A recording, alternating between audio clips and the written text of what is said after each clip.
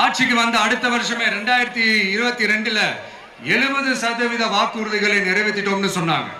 அப்புறம் போன வருஷம் 90% வாக்குறுதிகளை நிறைவேற்றிட்டோம்னு சொன்னாங்க.